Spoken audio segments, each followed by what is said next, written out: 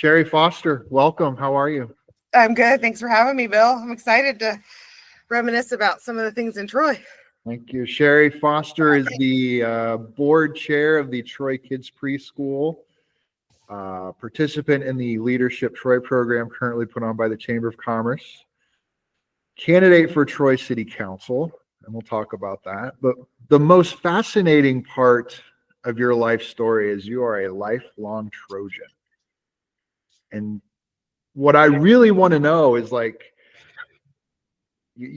we graduated roughly the same time, late 90s. What was Troy, Ohio like circa 1990? What do you remember about it? Gosh, I'm trying to remember. Like my first job was at McDonald's. We lived in Westbrook, and I walked there. I lived on Branford, and I was like 14 and a half. So I worked there through high school. I worked at Friendly's as well. Okay. Still, like that's where you went. Like that's where you went after games, and that's where you went after your band competitions and anything that was exciting that happened. Like you always went to Friendly's, you know. And so my brother and I both worked there actually. Okay. He's about 4 years behind me. And I just remember like the pool at Days Inn, right? Like we had a membership there. So that's where we would go swim. Remember, you could get a membership there, and it wasn't expensive like they are now. Yeah. It was a quieter time. There wasn't all of the stuff out past, Friendly's was pretty much where it ended. Myers just had come online, and was Lowe's even here yet? I don't think so. Yeah, don't think so. King's Chapel just was King's Chapel. There wasn't all of the houses past that and the growth, and you drive and you're like, sometimes you don't even realize how much has changed in Troy. Hi, Luke, my little neighbor. He's so cute. But you just don't realize, because you just blink and it's there, right? Yeah. You sit down and really think about how much Troy has grown, even the downtown from when I was a little kid. And Bill, you and I were talking about like David's Shoes was down there, and that was JCPenney's was downtown. And, you had this little restaurant with the best shoestring fries. I think it was called GD Ritzy's, where the Monroe Muffler is now. Just thinking back to a kid, because I grew up here. Like I started out in King's Chapel, and then we moved to Westbrook when I was about 5. And, at the time, when we lived out in King's Chapel, I was going to Cookson because my grandma was our out of district babysitter. And so she lived on the east side and off of Mystic Lane. So we would stay over there. The sun is chasing me, Bill. And so we would, we would go over there, and that's where I went to school. And then we moved and we went to Hook for a while. Like I went to Hook, and when we moved to Westbrook, because it was an easier walk. I didn't have to take a bus or get driven there. And it was just a totally different community than it is now. And I look at the downtown now, and I just get people always laugh at me, but it's just a Hallmark feeling of our downtown, like a Hallmark movie feeling. And like, people laugh because when it snows for the first time, I'm like, oh, I got to get in my car and go downtown and like watch it snow downtown with the lights on the trees. And it just brings me so much joy to be in such a beautiful community and a beautiful, we do such a good job keeping Troy beautiful. Sometimes at the detriment of the taxpayers, because we do spend a lot of money on it, but it is beautiful to enjoy. And it is something that has just, become such a great little place to go shopping. Heron's Meat Market, I don't even remember what it used to be called before it was Heron's, but it was a drugstore. It was a drugstore back. I remember it being a drugstore. It was, but but the meat market was on Garfield, right? Garfield, Lincoln, somewhere in there. Yeah. Somewhere in there. Like that's where the meat market was. And now it's downtown. It's this beautiful building, and you walk in, you're like just overwhelmed by all the amazing things that they offer, and the smells, and I don't know. All the things. I love where we were, and I love where we are. It's just crazy how much Troy has changed. And I won't tell my age, but at least the last 30 years. Okay. Yeah. I mean, I remember some of the vivid things I remember about downtown was Mr. Bill's. Mr. Bill's was like a big bar downtown, and I they had the sign there. okay. I was too young to go, so I probably didn't even pay attention to Oh, it. I didn't go. Trust me, I was too young too. Sure, Bill. But I just remember. Oh, it's raining. Oh, there you go. It's raining. I just stay around in Ohio, and the weather will change. Springtime here in Ohio. That's the way it is. It might snow. You never know. But it's just really, it's just all the businesses that are downtown that have moved down there or have been down there for years. I think Hiddles had been down there for a long time. Yeah. Like I know in the early the late 90s, Hiddles was downtown, and the little corner is over in the corner. I think where Oboba is now. No, that was another jeweler. That was William and Boss Jewelers. That's right. That's right. But Hiddles was a different place downtown before they moved. Yeah. Or maybe I'm not sure, but yeah, they're still downtown. Yeah. But it's like just like all the Mayflower. Can we talk about the Mayflower? Oh my gosh, yeah. I think that's where all of us got our first kiss. I'm just saying. Like it just, like you would go in there, your feet would stick to the floor and there was popcorn everywhere. But it was just the experience of like this small hometown theater. And like that's one of the things I miss about Troy. Like when was it Showcase 5 or whatever, where the Valley Church is now? Yeah. And I'm glad that we have a church there, but I mean, I miss having the theater in town. That was just such a cool experience as a kid to go to this theater from the early 1900s, and just it's still there and it's still showing movies, and we would go there as kids, and it was safe, and your mom could drop you off and you go with your friends, and it was fun. The popcorn I've never had better popcorn. I don't know what was special about their popcorn, but and the bowling alley was over there. The bowling alley on Fossway. Yeah. It's just so many crazy Kindercare. I was a Kindercare kid. I was too. Like I met some of my first friends at Kindercare. Yep. That I still talk to today. Like I don't know. It's changed a lot. I don't think it's been for the bad either. I love the change. I'm always one who's like, let's change, let's do more stuff. Let's see how we can grow. And we have to grow with the times, right? Absolutely. But man, I miss Friendlies. Oh, I know. Anybody's listening. Yeah, Friendlies. And it was funny because I remember growing up, and it's like the only thing on the other side of the interstate was a gas station, the Fifth Third Bank, and Friendlies, and that was really about it. I remember when Walmart shopping center went in. Yeah, that was like 92, 93. Yeah, that was Almonds. We had Almonds was out there. Yeah, that was the big place that like everyone wanted to shop because had good clothes and high-end clothes, and you're like, oh, if you can shop at Almonds, you've made it. You're there. Yeah. So you were one that stayed around town. Do you see that same history for your kids, or do you think they're going to end up leaving? I don't know. My 6-year-old tells me she's never leaving me. She's going to live with me forever.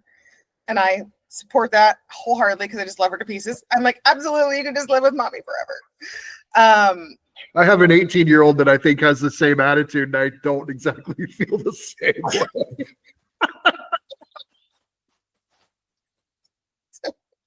Maybe I won't feel the same when she's 18 either, but like she's always like, mommy, I'm gonna live with you forever. Like, okay. Catherine, she's 10.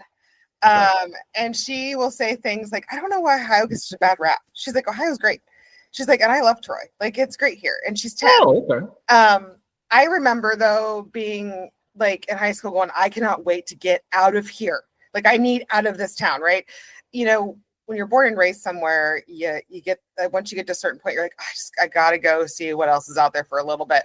And I did that, not very far. I lived in Tip, I lived in Piqua, I lived over in Indiana for a little while. I didn't go very far. But when it came back to raising a family and being married and having, all of that, like Troy was where I wanted to be. Like that was home. It felt like home. It was safe. I didn't have to worry, about who's going to take my kids.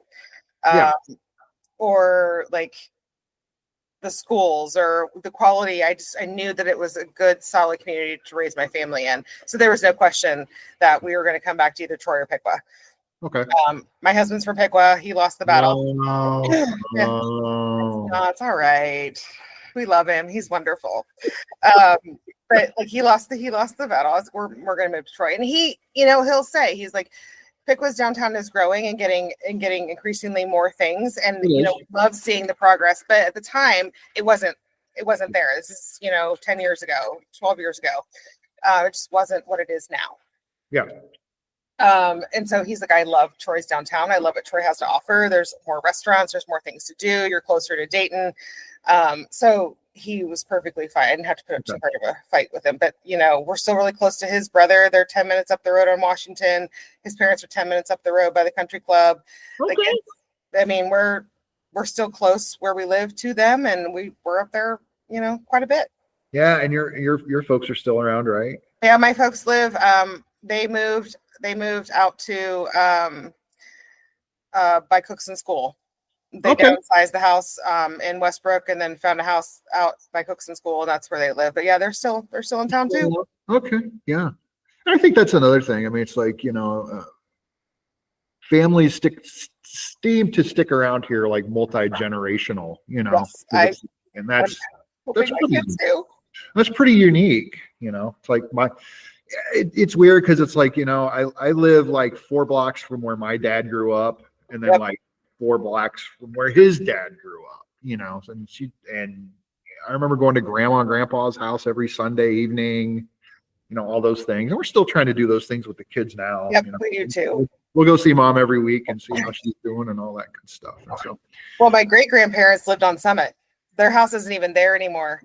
Because it was like, I'm trying to think. I remember my mom was like, don't play.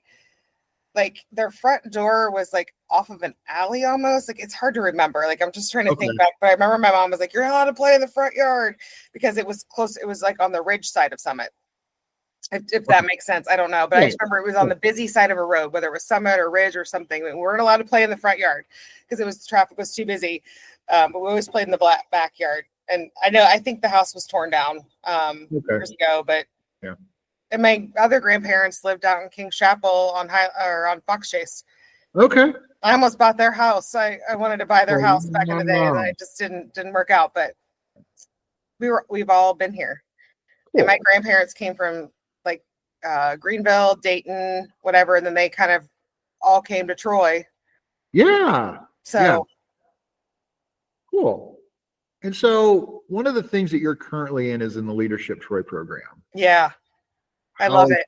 How has that experience been? What have you learned about the town that you didn't know before? That's what I really want to know. Well, it's so the last meeting we just had, if I can get my words out, was we did a poverty simulation.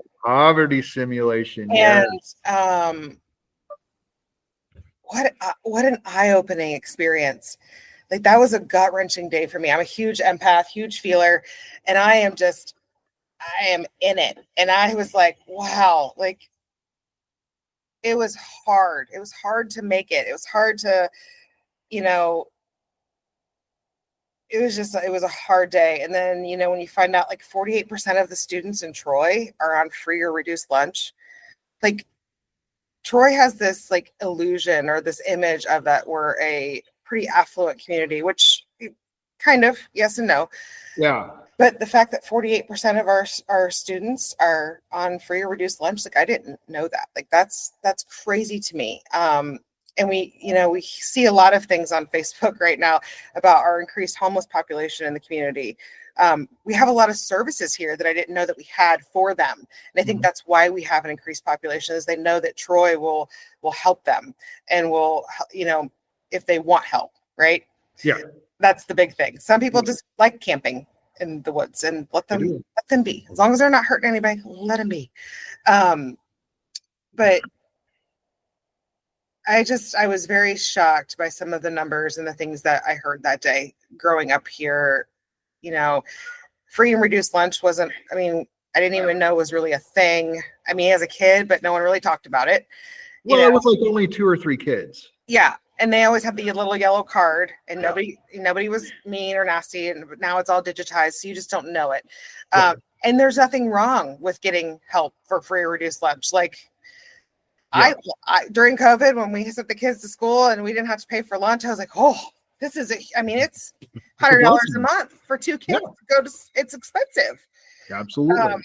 And I just was shocked though by the number. And then we did the I hadn't been to the new women abuse shelter and homeless shelter. Okay. Over there on Crescent.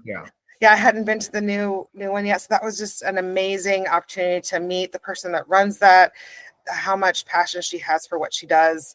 And then so we did that. We went, where else did we go that day? Oh gosh. Did you go to the food pantry? We did not. Okay. But the Girl Scouts, we volunteer at the food pantry. The one over on Wayne, I think, right? By the old Stouter. Yeah. We volunteer there. And Dawn is fantastic. She's amazing. Yeah. I just love her. She's got a heart of gold. And the fact that she can do what she does is just incredible. It's getting bright again. Well, at least you guys can't see my wrinkles on this side of the face. There you go. Loves it. Let's see what else. We've talked about, like, I didn't know all the services or how the Tri-County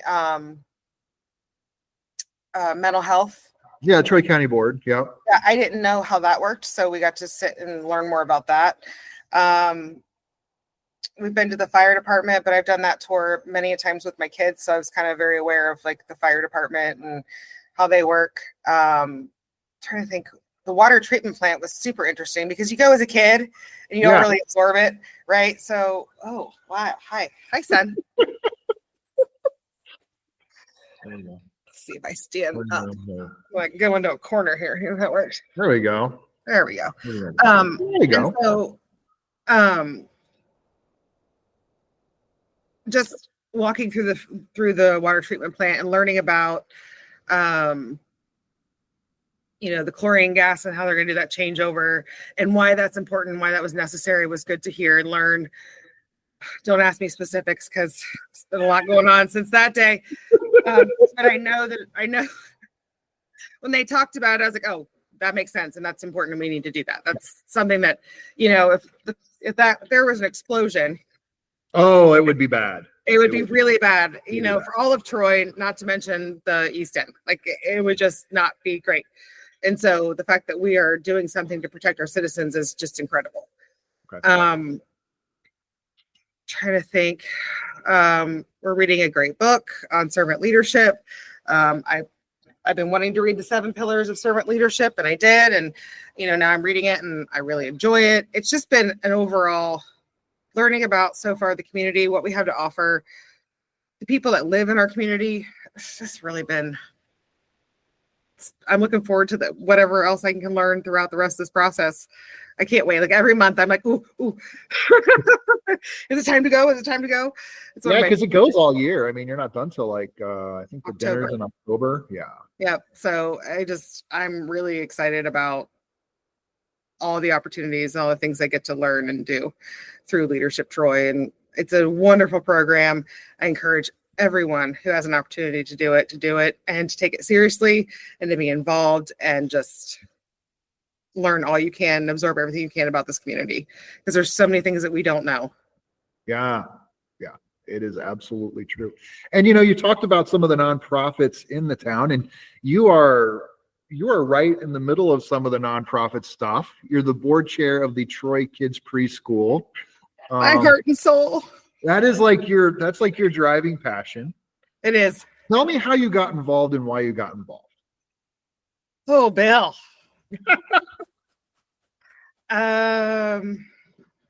So my kids went to preschool in Troy, and I was on the board there. Okay. Without getting into too much of the stuff. Well, there were some changes. There were some changes that were made. We weren't excited about it. So we got together and we're like, I think we can do this on our own. I think we can take the preschool that we have and we can change locations and we can make it ours. And so we did. And it worked out. Huh? And it worked out. It did. We picked it up at the end of the school year. We moved it, and by September of last year, we were open, fully enrolled, and rocking and rolling. Classes were ready. We are now at the Lutheran Church on the corner of Washington and 41, and they are phenomenal. If you are looking for a church, I highly recommend it. They are wonderful people. It's been a wonderful group to work with. They have been amazing and so supportive and so helpful every step of the way. We were blessings from God just rained upon us. Like, we left with no money. We left $300,000 in the bank over there. When we left, we started with $0 through the generous donations of a few of our board members and the community, and people just reaching out saying, hey, I have this. Can you use this? Can you use that? We were able to open up. And then the county commissioners, through the CIC grant, we were able to get quite a bit of money to partially do pour and place mulch on our playground, so it wasn't muddy and it was safe for the kids if they fell. And they helped us get some of our playground equipment.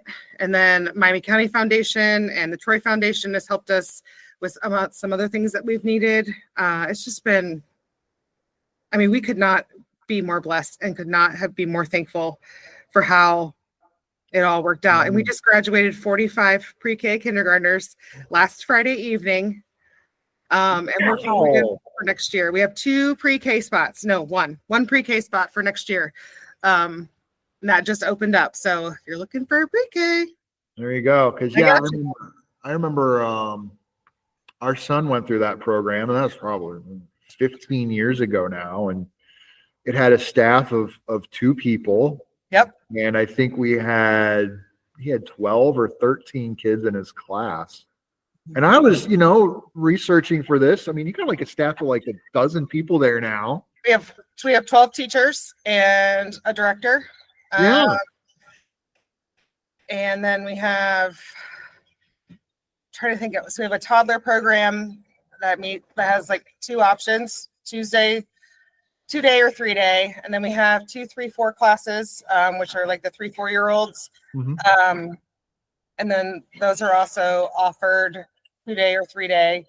And then we have 3 pre-K classes. We had to add an additional 5-day pre-K because before the school year was over, once we opened enrollment, we were already booked. So we had to add another 5-day pre-K. Like, we honestly could probably open another location. I don't know that you can, the success of the movement and the opening and all of that came down to the people. Mm-hmm. My leadership had nothing to do with it or who I am, the board and the staff and all of that. Like, we just came together and we got it done, and we all did our part and we all worked together, and we just kept, that whole summer was all about Troy Kids Preschool, and none of us had a summer. We got it done. We knocked it out, and we did it for the families and the community and the staff. Like, I promised the staff that they would have a job the next year, and they had a job. Pretty much. I gave them my word, and that's who I am. If I gave you my word, I fight tooth or nail to get it done. Well, and don't sell yourself short, because it is those kinds of examples of leadership that make those things happen. And you were part of a critical team at a critical time that made something happen. That is amazing. Thank you. Wow. We would love another location. Because we are very much sought after as a preschool. And the other thing is, like, I can't clone my director. She's amazing. I can't clone Alicia. Alicia Smith is like, she's a 1 in a million. She is. She really is. And I can't clone her, Bill. And I want to, so it's like, to find someone else like her, and then to find the teachers. All of our teachers are 1 in a million. And like, we had to replace 3 of our teachers at the end of the year this year. We had one retired, one's going to go to Troy City Schools, the other one's going to stay home with her family. And by word of mouth, we hired people. We don't even have to go out and like advertise that we need staff. It just happens. So to recreate that would there'd be a lot of prayer that have to happen on that, a lot of sitting that have to happen on that to be able to recreate that and bring those same people in. And, we start a couple dollars higher than the average. We start out our teachers' aides a couple dollars higher than the, average pay now for staff. And so we've been very blessed to be able to do that as well. Because it's hard. I mean, it's hard. Those wages for those folks is just, because it's like, I'll be honest with you. It's like you can make more money flipping burgers than you can changing diapers. You can. And I'll tell you what, the staff that we have though, like they truly love what they do. Yes. You got to be committed to do it. And I'll be honest, like I never thought that like that would be something that I would even be involved in. Like, I'm like, oh, my own kids drive me crazy, let alone like a whole school full of them, right? But man, you go in there and the kids are excited and they're talking and they're sharing and they're doing, and the teachers are so engaged, and it just makes you be engaged when you go. Yeah. Like, it's just so much fun, like sitting down with them and hearing what they've learned. And it's just all that good stuff. I'm sad the school year's over because now I'm like, oh, I can't go visit them. But the fact that we did graduate 45 pre-K kids is insane. That's amazing. Well, and the thing is like what you're doing is so pivotal, because it's like you hear reports from local government, the commissioners have talked about it. Housing, childcare, transportation. It's like those are the three things people always talk about. And so it's like you're on the front lines of childcare. Is the lack of childcare, my perception is the lack of childcare is keeping women out of the workforce. That's what I'm hearing. Yeah, that's what I'm hearing as well. Not only that keeping women out of the workforce, is keeping families out of the workforce, because the shifts that need covered are second weekends, third shift, those kinds of things, like entrusting someone to have your kid overnight, watch, like those are the things that are really keeping people out of the workforce. I don't know if it's just women, because there's a lot of great dads out there that, can't go into the workforce because they're taking care of their kids, right? It's probably majority women, but I know for me, having two little kids, like once we got to school age, I was like, whew. It was such a relief to like not have to worry about childcare, where my kids are going to go, what they're going to do, when I go to work or my husband goes to work. One of the biggest, I know this is going to sound, I don't know how this is going to sound, I'll just say it. One of the biggest blessings for us was COVID. My husband was able to work from home 5 days a week, and that was like, okay. And childcare was all closed, so at least he was able to be home with the kids. I still had to go in every day. And so he was at least able to be home with our children, because because our sitter couldn't work anymore, like all of those things. So just finding someone you trust with your kids is so hard. Hard. And finding daycare is so hard, like for the hours that you need to work. People, you almost need a 24-hour daycare to really help the community for people to go to work. And I don't know what that looks like. I don't know how to do that. I'll be right honest with you. Like, I've thought about it. I've been noodling it. I'm like, how do we make something that will work? But it's going to take more than me. It's going to take a community. It's going to be a huge community effort to be able to get that done. I would love to be involved in getting that done. I think that I've learned a lot through transitioning Troy Kids Preschool into getting it open and getting it going. I learned a ton through that process. It was not always seamless. Yeah. Moments were like, ooh, okay, how do we do this? And we'd figure it out because we did it as a team. So it's gonna take a team to correct this community, correct what the needs of this community. I know we've got a really good program with community rides. Beth Taylor. Beth Taylor. Oh, edit that out. Sorry, Beth.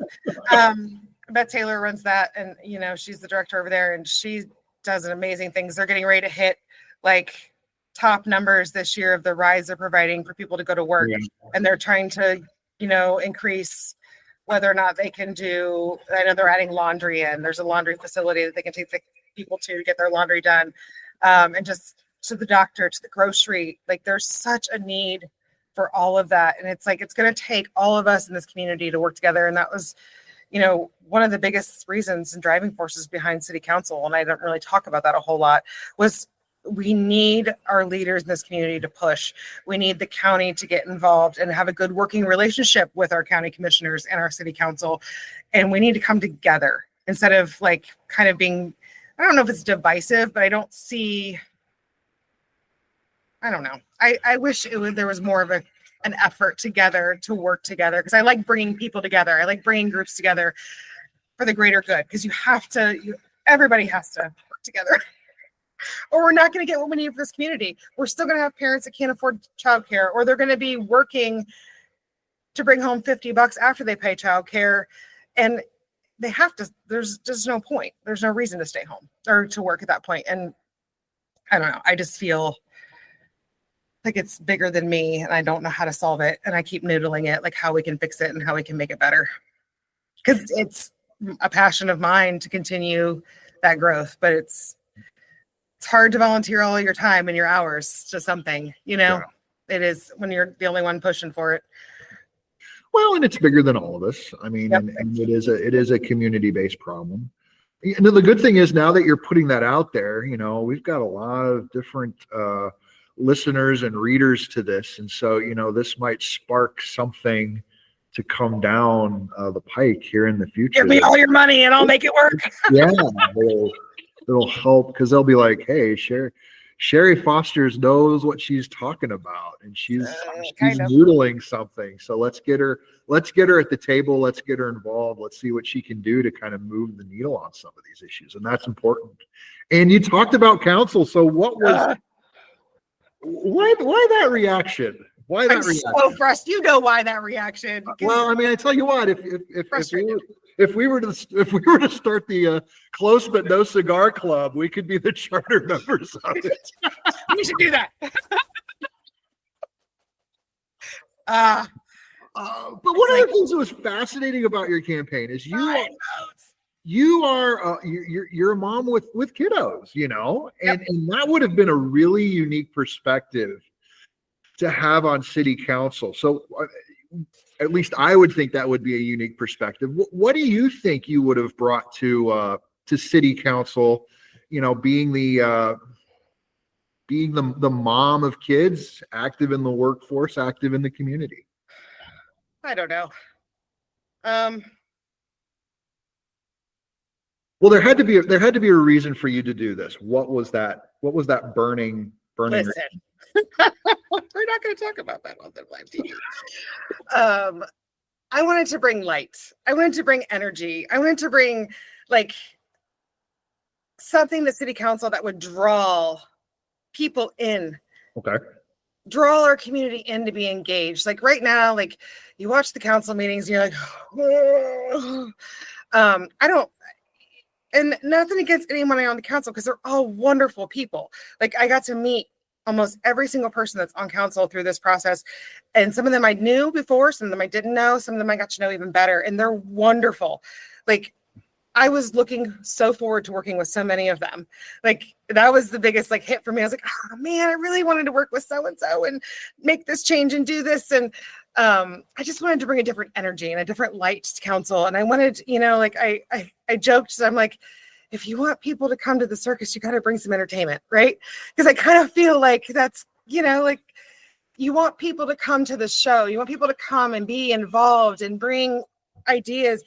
They've got to be heard. Mm-hmm. And it's got to be sometimes, it's got to be a little bit enjoyable to be there, right? And I don't think people feel heard. I don't think people always feel that their ideas are, valid or validated. I don't know, I watch, and I don't know if I've not been on council. So, and you've been on council. So you know what it's like to hear the same people come every week with the same things and the same repetitive stuff, but it doesn't matter. It matters to them. Mm-hmm. And to see the eye rolls from some people, or to see the lack of engagement when these people are talking, really just hurts me to my core. Because it's this is important to them. Now, I don't care if they come every week and say the same thing. It's important to them. And we need to either fix it or have a side meeting with them and start writing down what's important to them and give them some action items of how we're going to try to even, And then I hear, oh, well, they don't even live in the city limits. So we just don't even. I'm like, it doesn't matter. They're still part of this community, whether they're in the townships or the Concord Township, Staunton Township, whatever. They're still part of Troy. They still come in, they still spend money in the city, that, they pay taxes. Their kids go to our schools. Doesn't matter. We need to include them as well in their ideas too. And I just felt like I think once you've been on councils for so long, and correct me if I'm wrong, and maybe I would be the same way, so there's no judgment here. Yeah. You kind of just get like, here we go again. And that's what I see. And I wanted to change that. I wanted it to be a place where people felt welcome to come share their ideas. I wanted to get out there that, hey, once it comes to council, the decision's pretty much already been made. You need to go to the committee meetings. You need to get involved there. That's where the change is going to happen, and where they should be listening to you. And if you're not going there and they're not listening to you, then that's a bigger problem. Because that's that committee meeting, when they meet, is where we need to make the changes, and we need to let our voices be heard. Because by the time it gets to council, the head of the committee is suggesting how to vote for it, and they're reading the minutes, or what do they call that, Bill? Help me out. The committee report. Yeah, the committee report. Yeah. I didn't get on, so I didn't learn the lingo. They're reading the committee report, and the vote has already kind of been decided at that point, right? Yeah. And they're they're advising the council how they should proceed, because not everybody can be on every committee, right? Mm-hmm. So I don't know. We've got to get the community engaged, and we've got to listen to the community. Yeah. And I feel like there are agendas that have already been set in place. And I get it that, one of the things I learned that I didn't know is that some of the projects that we're doing were decided 10 years ago. They're earmarked 10 years ago with this money and and now they're happening now. And there's some stuff that's coming down the pike that, even if I got on council, had already been decided that I couldn't change. Yeah. And that's frustrating, because you're only there for 2 years. 2 years. That's it. Yeah. Not a lot of change can happen in 2 years. I also hate that it's a partisan election. Like people in Troy, it shouldn't matter if you're a Republican or Democrat. Your voice should be heard. You shouldn't have to go change who you core beliefs are as a Democrat to go pull a Republican ballot to vote for in a primary. Yeah. Like, part of that is because nobody runs, because they all know that if you run as a Democrat, you're not going to win. You're just throwing your money away. And, we've got one running in November, and I wish him all the luck. Like, I hope he does get on there and make some change. But no offense, Ryan Whidden, I like you too. Or Jeff Whidden, I like you too. I wish things were different. I wish there was things that we could change that would make it easier for people to vote in these elections, be part of the community, because they feel like, well, it's all Republicans. Even if I go in there and talk, this is what I heard from the community as I was walking around talking to people. They're not going to listen anyway, because they know I'm a Democrat, or they know that I'm this, or I don't agree with this. And I said, well, I really don't feel like councils even should be a partisan, should be any kind of, because it's like, I don't care if I'm a Democrat, you're a Democrat, somebody else is a Republican. We still care about the safety of Troy. We still care about fires getting put out. We still care about the police officers getting paid. We still care about our roads getting paved. It should not matter who you are, what your political beliefs are. If you are a decent human being and you care about this community and you want to make change, or you want to make it better, or you want to continue the projects that are already being continued, that is what we should be electing people on. Not nobody cares if there's an R next to their name or a D next to their name. Yeah, it's like nobody cares if the trash man's got a D or an R behind their name. It just matters that they pick up the trash. Same thing with paving the roads and everything else. And none of that should matter, even because we're at a city level, we're at a local level. Like that, the partisan stuff just should not matter. I really think that this should be something that's just. Because I have friends that are Democrats, and they're like, how do I vote for you? I'm like, well, you have to go pull a Republican ballot. So now you're going to be registered as a Republican for the next 2 years. So have fun getting all that stuff the next election. You know what I'm saying? Like, they're like, oh God, I don't. But they did it. They did it for me because they know my heart, and they know who I am, and they know that I would have done a good job. They believe in you, But still, like right now in this political climate that we live in, if you're a Democrat, like that is who you are. If you're a Republican, that is who you are. And there's such a line drawn between the parties, and people aren't working together. And so for people to be like, oh, I've got to go pull a Republican ballot to vote for her, like, Yeah. it was a lot. It was a lot for some of them to do that right now in this political climate. And I don't know. I think that we need to just come together as a community and not be one or the other, or I don't know. There was a lot of reasons I ran, but well, one of the things that you did talk about that I think is really spot on is that there are a lot of residents who just flat out feel ignored when they bring issues up to city council. And one of the things that is very difficult to articulate is people don't realize how hard it is to actually speak at a city council meeting. It's awful. It is a very intimidating thing. It's extremely intimidating. 12, 13 people staring at you. And if they look like they don't care, that makes it even worse. You got 2 minutes, you got to state your name and address, and like, so everyone knows who you are now and everyone knows where you live. Like, say something stupid, you're going to get something in your mailbox, like it's just really, I'm a pretty outgoing person and I'm intimidated to go up and talk. Oh, yeah. I'm like, put your big girl panties on. I'm like, nope, can't do it. Like I can't do it. Now, if I was at a committee meeting, maybe I could. I haven't been to one of those yet. Full disclosure, I'm telling on myself. I need to get to one. It just hasn't worked out with my kids' schedules and all that stuff right now. Yeah. School's almost over. Whew, sports are almost over. But gosh, I'm trying to think. The at-large meetings are my favorite. I love going to those. The ones that Lynn and Susan and Todd do. They're fantastic because they're open forum. People can talk. People feel heard. There's always some spice that happens. It's always, people care about this community. Yeah, they do. They're fired up and they want change and they want new stuff, and just, I don't know, but I love the at-large meetings. They're my favorite. They really are, because you could just talk and you can listen and you feel heard, and you don't have to sit here. And I keep looking at the corner camera, so I'm not like staring off, guys. It's weird. This is my first video, so it's hard to just look at Bill's face. I'm like, oh, what am I got going on? I got a boogie. So it's just really, I don't know. It's probably the best meeting to go to. So the at-large, if you don't know, represents the entire city. All three of them you can vote for throughout the entire city versus just the ward. And so I ran the 6th ward, so only people that lived out here could vote for me.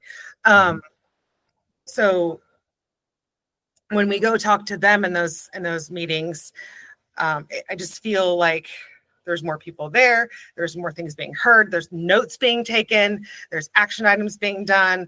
Susan Westfall will follow up. Even at one of Susan and Lynn and Todd, they followed up at one of the council meetings. Like, here are the questions that we got. Here are the information, and they presented that at a council meeting.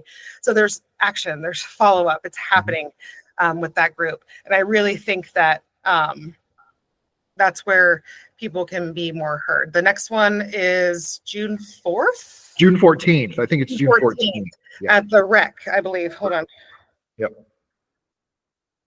Let's see. I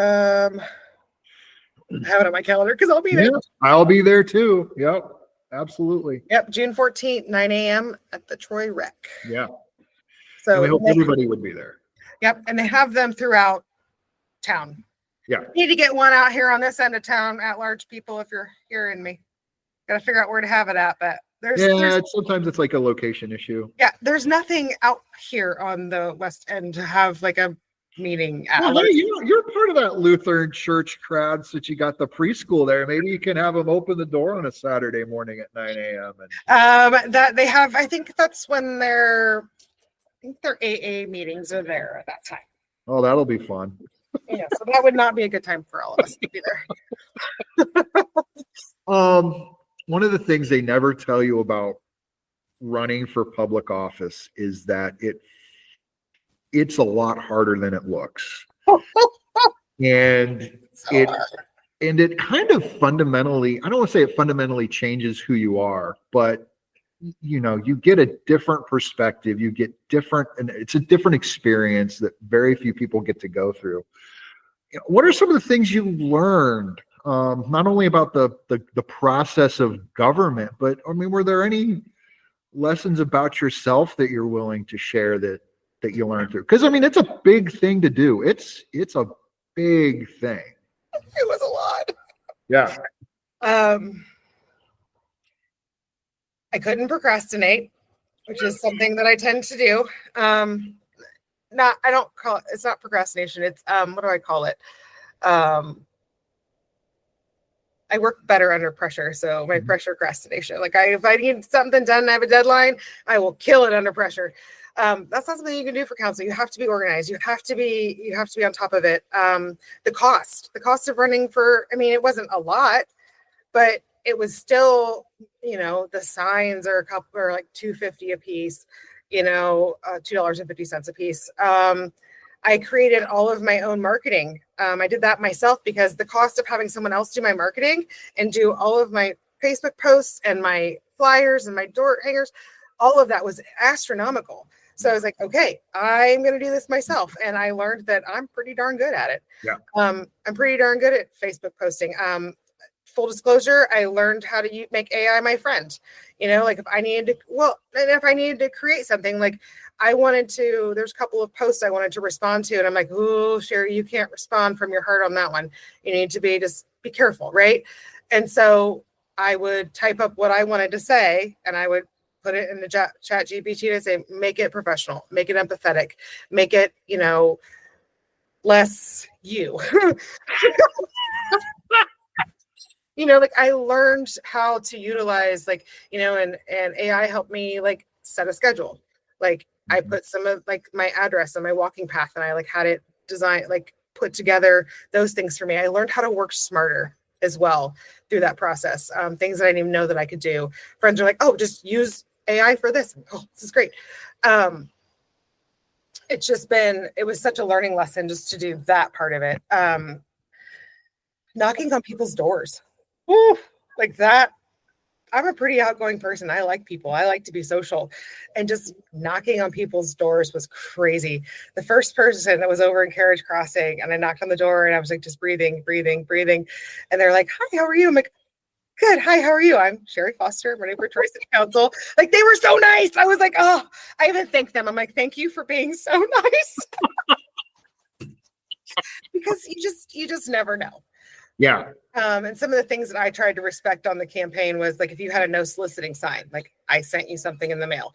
I put a door hanger on. I didn't bother you. I tried to respect that. Because I still feel like a solicitor, even though I'm running for council. Absolutely. Yeah.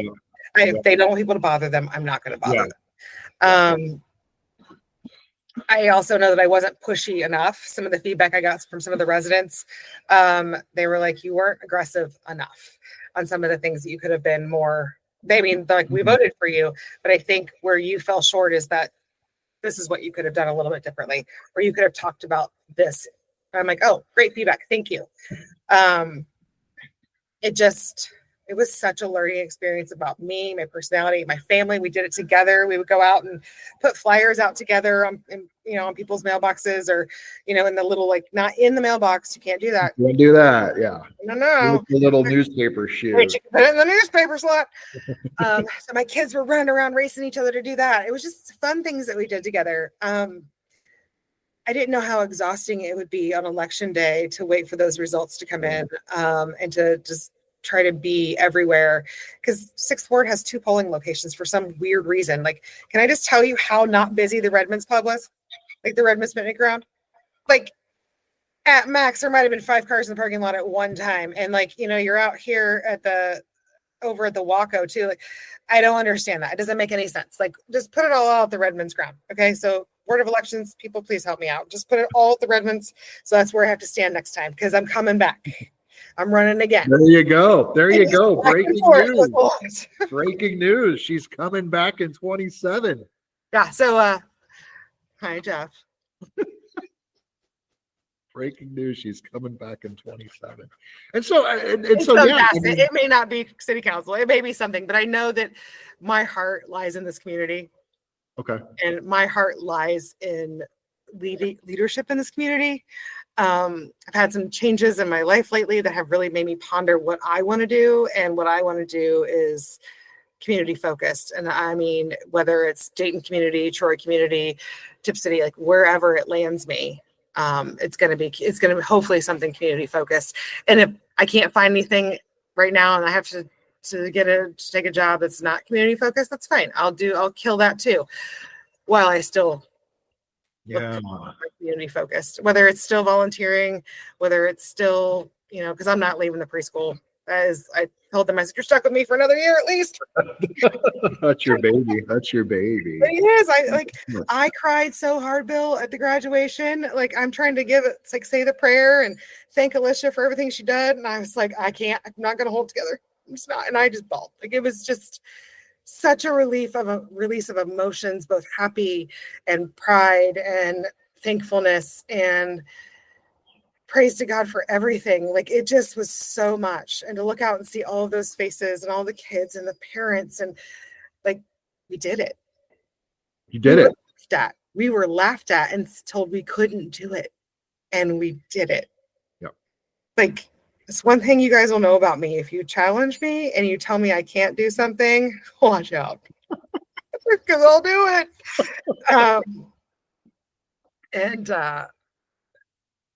I don't know. But yeah, city council was a whole ball of wax. It was crazy. But I will say that, like, again, I got to meet people that are in council now, so I have a different perspective of who they are as people and as council, as leaders, which is really great. And I feel like if people come to me and they have a problem, I can be like, okay, this person really is passionate about that. Why don't you go talk to them? You might get further with that person versus somebody else, right? And they're all great, and they all have their own things that they're good at and that they care about and they're passionate about. But I do know they're all passionate about Troy. Yes, they are. They're passionate about this community, right, wrong, or indifferent, whether, this person drives this person nuts, whatever, or this person doesn't like this person, or we think that, Patrick needs to do more or less or whatever. He still cares about Troy. Robin still cares about Mayor Oda, sorry. She still cares about Troy. All the council people still care about Troy. We can sit there and just drag them through the mud and say what we want to say, but at the end of the day, their heart's still here. Yeah. And they're trying to do the right thing. And some of the things that, are the right thing are the unpopular thing. That's true too. Absolutely. So, yeah, but it was definitely an experience. The paperwork, holy crap, guys, the paperwork was so hard. So hard. I was like, I don't know how many times, like, Madison Hickman had to talk me off. I'm like, I'm quitting. I'm done. I'm not filling this out. And she's like, yeah. Because it's just, there's so many steps and there's not a checklist. There's not a checklist. There's not really, no, it's kind of like you're in the deep end of the pool at that point. You're your own campaign manager, your own, like, you're a treasurer, you're your marketer, you're everything that's, thank goodness I have a business background. You have a background in leadership and business, because I don't think I could have just done it without having at least that knowledge. Okay, I have to do this. I have to do this. I have to do this. Like, these are the things that are going to get me there. Because I don't know, 8 votes. And the thing is like, I think I want to recount. What people need to understand really is that there's a lot of people on councils that just don't go through this process. They just get their 25 signatures in and then they run unopposed, and they just, and the thing is, it's like, contested elections make better candidates and they make better council people, because they have to go through these things just like you did. Yep. You're knocking on doors, you're talking to people, you're trying to create a message that's true to you, but also true to the people you're talking to. That's a lot of hard work. And it's like, if you don't run a contested election, the voters don't get a choice. I mean, it's like, okay, this is what we get. And, the whole purpose of the whole Civic Capacity Project is to get people involved. And it means people like yourself stepping up to the plate saying, I'm going to take the plunge. I'm going to do it. And, this has been 2 contested elections this May. We've never had 2 contested elections. Oh, really? I can't remember the last time we had 2 contested elections. That's For crazy. ward council seats. So that's, Oh, wow. yeah, you get the Civic Capacity Gold Star of the Day, no doubt about it, for taking the plunge. And I'm so happy to hear you'll be back in 27. I don't know what capacity it'll be, whether I don't know. I just got somebody sent me something saying I need to run for, oh gosh, what was it? Let me see if I can find it. Republican Party candidate. Central Committee? They meet like twice a year. 4 times a year. Could be that. Yeah. I need to run for Republican Central Committee. I'm like, off to the Google I go. I'm gonna be honest with you guys. Like, did I know everything? Nope. Did I know how to do everything? Nope. It takes a village to run for an elected office. Like, Bill, you were pivotal. If I had a question, I'm like, Bill, you've done this. How do I help? Gosh, you and I have known you guys were in band together. Okay? We were. You've helped.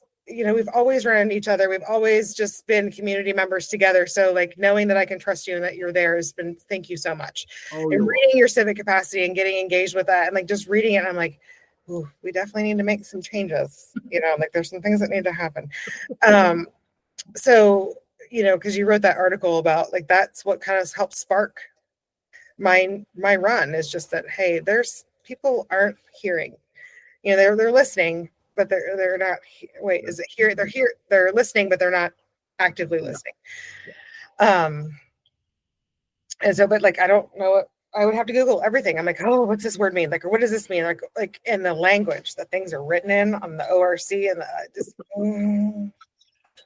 I'm like, can you translate this to a 5th grader? That'd be great. Like, it's just a lot of work. It's a lot. It's not easy. And so that's some of the things I just learned to be resourceful. I learned to challenge myself. I learned to set like small baby goals throughout this whole thing. Like, okay, you need to send out 25 of these today, or you need to knock on this many doors. And just rallying people together. Like, I'm so blessed that I had 2 people, Christy and Marshall Hawker. They live in Inglewood, but Christy and I went to college together. And I met Marshall. We did Bible study at their house. We went to the same church for a while. Like, they're amazing people. And when I told her I was running, she's like, oh, Marshall would love this. And he did. Like, they drove from Inglewood every weekend to help me knock on doors, help me run my campaign. And I could not have done it without them. He motivated me. He's like, where are you at? What are you doing? Like, having someone to just keep you in line is just, so much process, and I'm like, oh gosh, I let you guys down. I lost my 8 votes. They're like, oh my gosh, you lost my 8. That's amazing. Like, great job. Like, that's incredible. Like, and losing. Let's talk about how that makes you feel, right? You and I can commiserate on that one. That was a growth moment too, right? Yeah. You got to pick yourself up. You got to dust yourself off. Did I waller in my own self-pity for a couple of days? Absolutely. Yeah. There was lots of wallering. But you pick yourself up, you move on, and you figure out what's next. You figure out what you're going to do. And I don't know what that is, but I've made an impression enough within the community that I have people reaching out to me saying, if something comes open on a board or committee or whatever, like, I want you on it. So that right there means the world. That's what I care about, that I made an impact enough that people see who I am, and then they would like to have me help them or be a part of their team, their group. It's just, that's what I want. I want to be a part of community. Yeah. If this election is what got me seen to be able to do that or to help or in any way, like, then it was all worth it. Right. Absolutely. Well, and I think that's a great place to end because I'm like, we've talked a long time. I'm sorry. We can go for like, I think about an hour or so. And this has just been an amazing hour that I got to spend with you. You as well, Bill. I appreciate it. This has been fun. I was very nervous. I was very nervous. So it turned out okay. Oh, don't be nervous. This is supposed to mean to be fun, enjoyable, and you know what we want to do is have the community get to know you a little better, because obviously you're not going anywhere. No. You are more committed now than you were before. And so Sherrie Foster is a name that we're all gonna have to recognize. President 2027. Just kidding. There you go. 2027. Something's going to happen, you know, because I mean, it's like, and you know, let's face it, you're still young, you know? Well, thank you. Well, yeah, you are. My knees don't tell me that today. I know what you mean. Well, Sherrie, thank you so much for spending some time with us. Thank you, Bill. I really appreciate this opportunity and just reaching out and doing this. Like, never in a million years would I thought that this is where I would be 6 months ago now. So thank you. Thank you, Sherrie. All your support means the world.